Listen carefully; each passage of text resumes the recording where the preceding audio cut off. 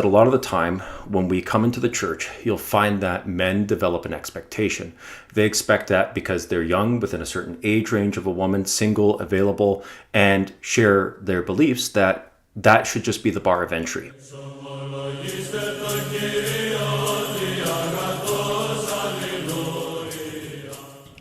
Hello, everyone, and God bless. This is Father Michael, or as some have been saying in the comments, Father Mike, the Orthodox Father Mike. And today I'm coming with another episode, another reflection of living Orthodox. Let's get into today's topic, which is stop being the nice guy. If I were Metro Man, Megamind wouldn't be kidnapping you all the time. That's the first thing. That's sweet, Hal. And I'd be watching you like a dingo watches a human baby. You don't want to be like this. This is disgusting. Now, I'm not saying this in the manosphere kind of secular sense. I am making an appeal a little bit using the illustrative language of the nice guy. But there, of course, are different versions of this. And we see this a lot popping up in comments online and in parishes. It is something I've dealt with both as a parish priest, where I've had to intervene in, unfortunately, very uncomfortable situations. And of course, in situations online where we see certain attitudes or positions being expressed in the comments towards women. We see a lot of the time young men feeling very lonely. There is a male loneliness epidemic, and there is societal issues at play with this. There are certainly things that are being taught to women and being ingrained in them that are causing friction or the inability for men and women to connect in a way that they used to, that was natural or proper. The problem is, though, is that a lot of the time when we come into the church, you'll find that men develop an expectation. They expect that because they're young, within a certain age range of a woman, single, available, and share their beliefs, that should just be the bar of entry. We have to really stop and consider this. We ourselves should not have a low bar of entry. A low bar of entry that can lead to a detrimental relationship, for example, would be a man thinking, okay, she's pretty, she's got a decent job and education, she dresses well enough, yeah, I'll go for her, or I'll accept her invitation, I'll go out with her. I mean, really, guys, you should be the ones initiating. That said, that can't be the sole bar of entry. You're beautiful. Thank you. But what else? What else? No. What else is there? Because as you get to know a person and start to unpack who they are, and she starts to unpack you, there is, no matter what, there's always going to be baggage, right? And you might see a red flag. You might go, okay, this woman is a little bit controlling, and I'm not allowed to have any space to breathe and think and kind of assess the relationship. Or she might be way too aloof and not committed.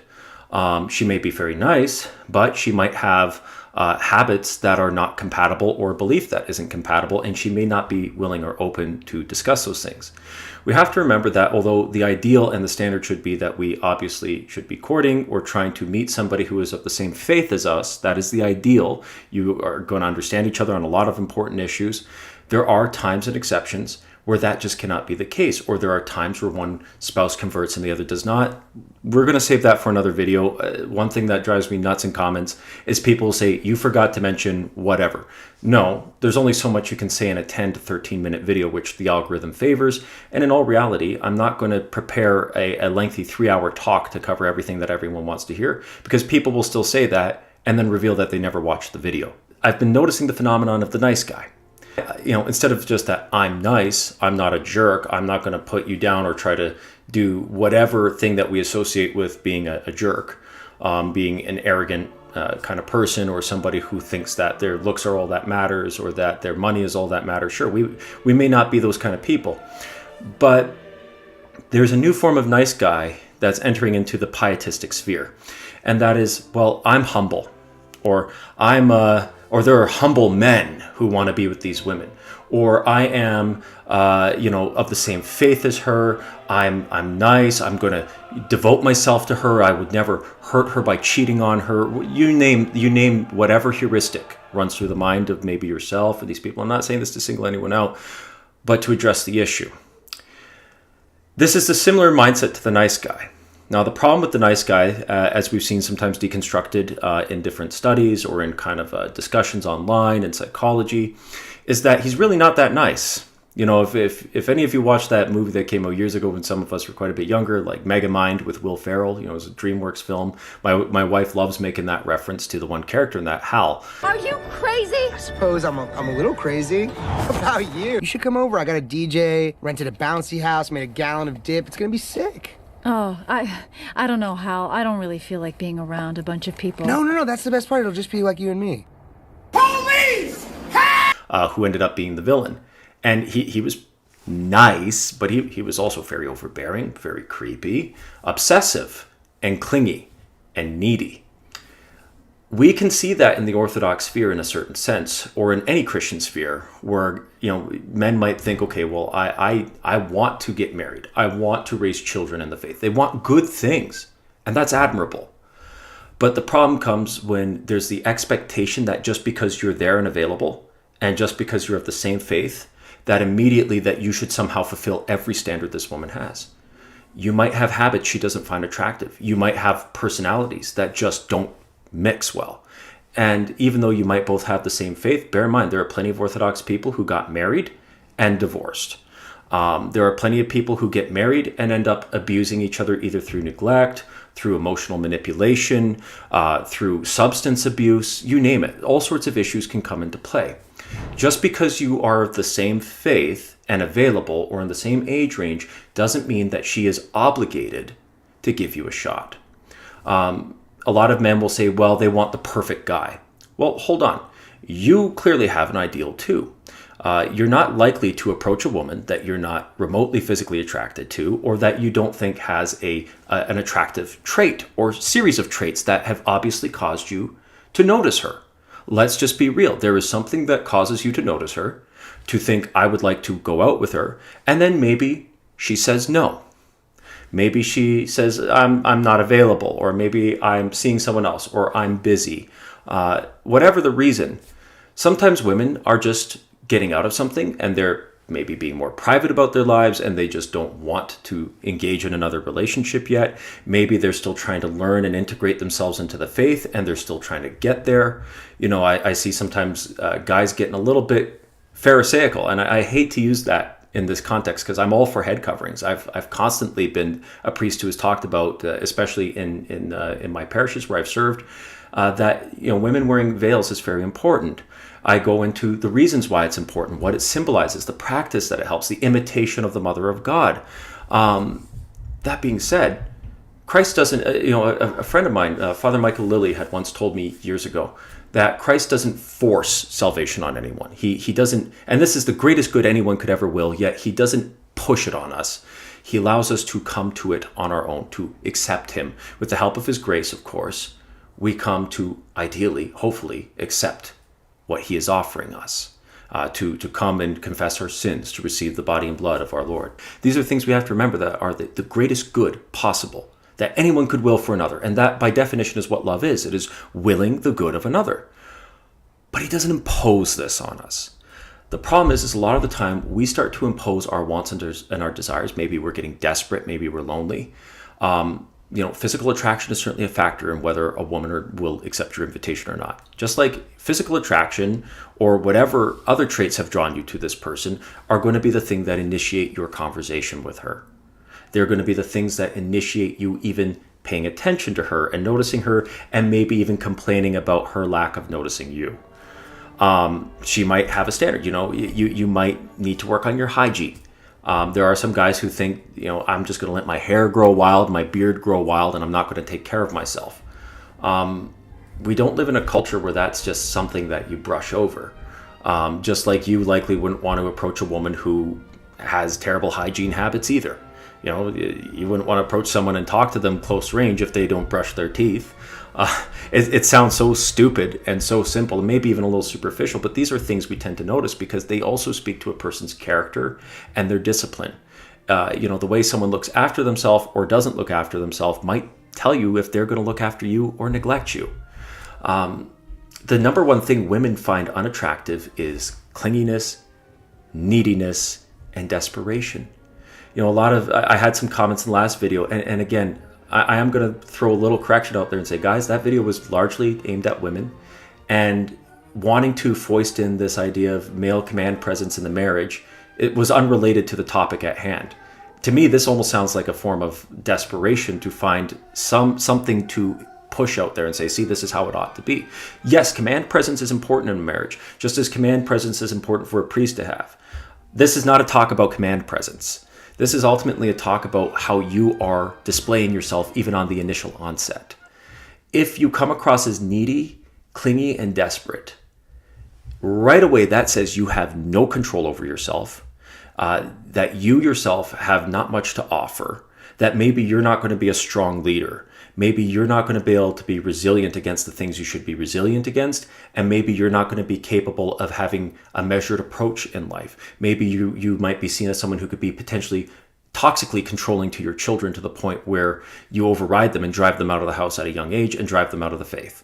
Maybe you will come across in such a way that this woman will think, is this guy legitimately wanting a Christian marriage in which there is proper submission and obedience on the part of the wife, but also proper sacrifice on his part? Or is it just about him having a transactional view of, well, I provide the most money, I put the roof over the head, I bought the house, I rented the apartment, I pay for the electricity, I pay for the groceries, I pay for the mortgage, you name it.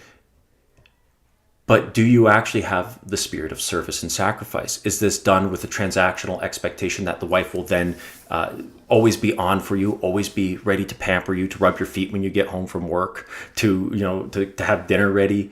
Guess what? When you have kids, that's likely not going to happen, especially if you have them back to back like we have. There will always be a little bit of chaos that way. Are you going to be the kind of husband that the moment she says or does something, rather than having the self-control and the reserve to talk to her and say, hey, look, I don't appreciate this, or that this is something I feel is not good that is happening between us, or that we're doing in our communication or in our habits? Is she going to be able to rely on you to have the strength of character, be in self-control? These are things you have to realize, that women are going to assess in you based off of how you come across to them on the initial onset. You don't have a right to her just because you're single, she's single, you go to the same church, you share the same faith. I don't know you, you don't know me, let's just get married.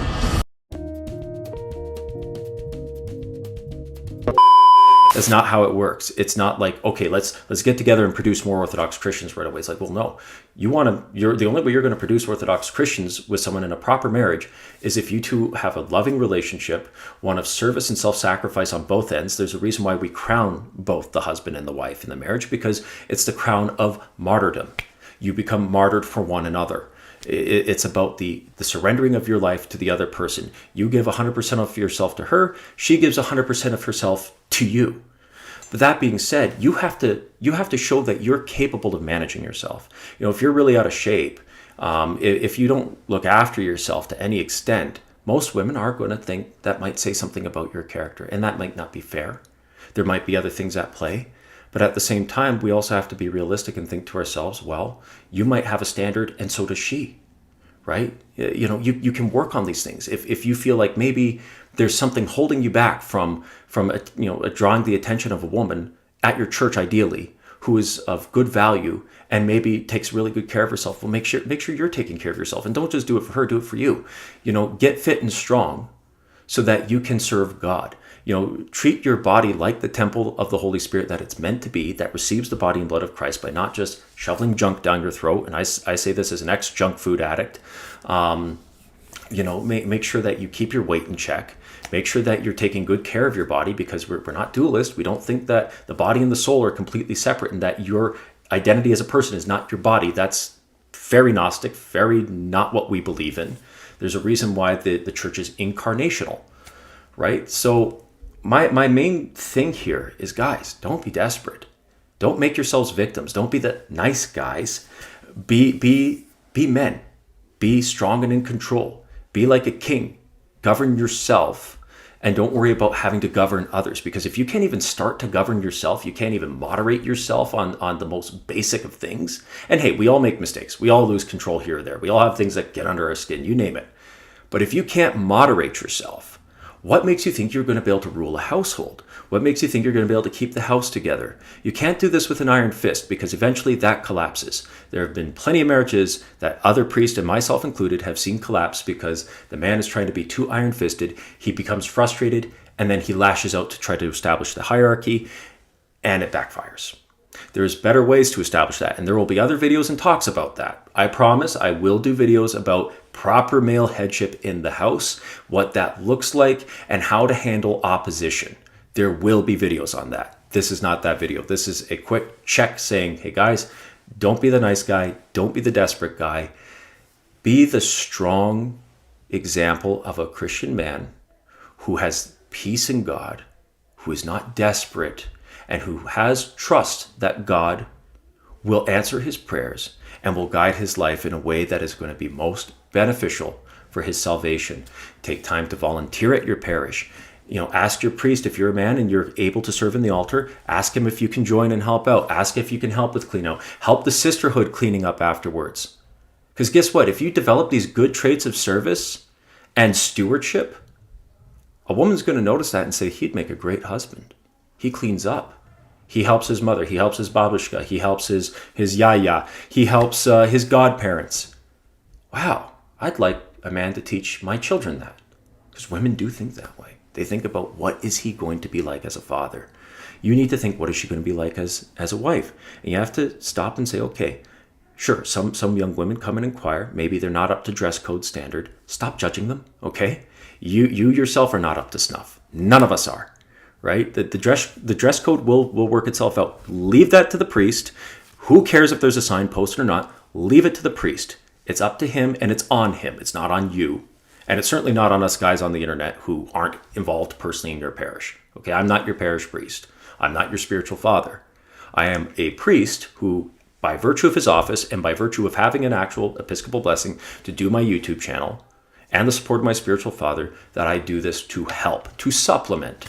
It's just like you can't replace a healthy diet with just vegan protein powder or whey protein powder. You have to have real food with it. And that's just the same thing with seeking relationships. You have to have some substance underneath you. It can't just be like, hey, we have the same faith and belief. I'm trying to follow the fast. I do the Jesus prayer XYZ many of times. I read this many lives of saints. It's going to do you little good if you cannot even exercise a modicum of that virtue that shows the transformative power of the faith. So with that said, guys, stay strong. Lent is coming in. Stay tuned. Please do not take the message in this video the wrong way. I'm trying to encourage you to work on how you present yourself and to not be desperate.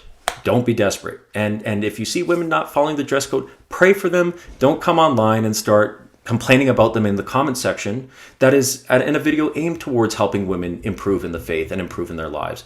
That is just antithetical to the whole process. And it just makes you look weak. And you're not. You're strong enough to say no to what's normal in the world and to become an Orthodox Christian in times where it's really hard to be an Orthodox Christian. Draw on that strength. Amplify that strength physically, spiritually. Use this opportunity in Lent to really clean yourself up and fix yourself up from everything. And pray ardently that the Lord will guide you towards the right spouse if you do not have one. And if you are married, pray for him to strengthen you in your marriage by him strengthening his work on you, by you becoming stronger in him. So with that said, dear ones, God bless you. Thanks for tuning in, and I'll catch you in the next one.